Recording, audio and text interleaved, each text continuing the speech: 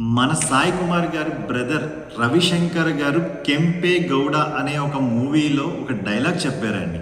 అది నన్ను ఎంతగానో ఆకట్టుకుంది. ఆ డైలాగ్ చెప్పాలనుకుంటున్నాను, ఒక్కసారి వినగలరా?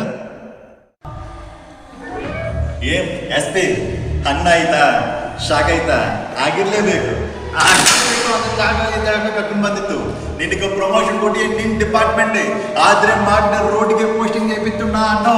ಇಂಡಿಯಾ ಮ್ಯಾಪ್ನ ನೆಲ್ಲೂರು ಡಿಸ್ಟ್ರಿಕ್ಟ್ ಕರ್ನಾಟಕ ಮ್ಯಾಪ್ನ ನೆಲ್ಲೂರಿಗೆ ನನಗೆ ಆಗ್ಬಿಟ್ಟಿಲ್ವಾ?